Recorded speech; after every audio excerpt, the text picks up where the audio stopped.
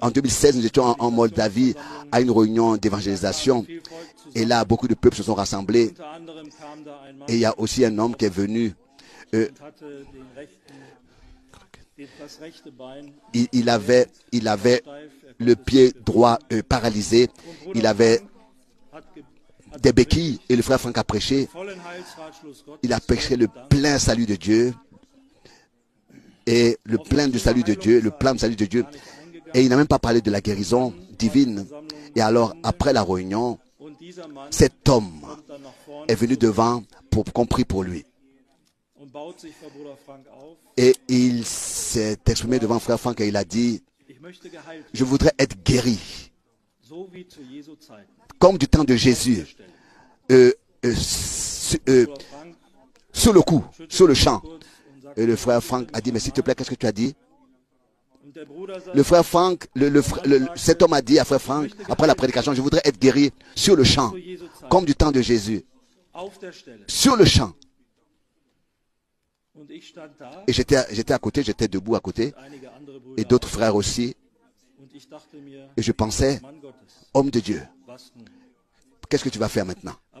Vous regardez comment est-ce que la conduite du Saint-Esprit est.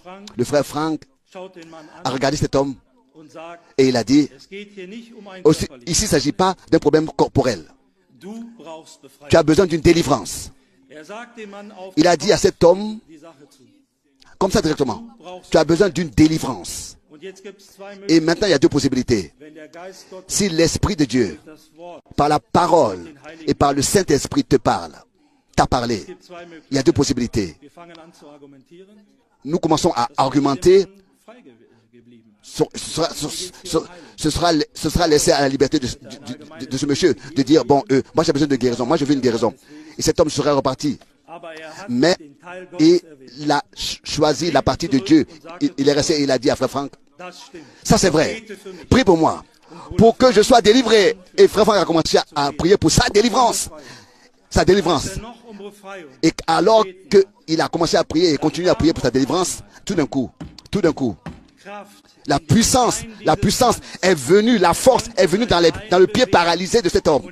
Et lui qui voulait être guéri alors qu'il avait besoin d'une délivrance premièrement. Et il a été délivré, guéri et sauvé. Il est reparti avec le pied qu'il pouvait utiliser, avec ses béquilles entre ses mains. Et il a dit, maintenant je voudrais être baptisé, maintenant, aujourd'hui, au nom du Seigneur Jésus-Christ.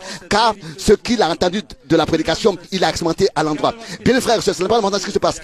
Si l'Esprit de Dieu parle, que nous puissions aussi nous laisser conduire par cet esprit et nous rappeler que les hommes de Dieu ont fait parmi nous ce qu'ils nous ont enseigné. Et ce n'était pas de la théorie pour eux, mais c'était des expériences vécues qu'ils ont prêchées.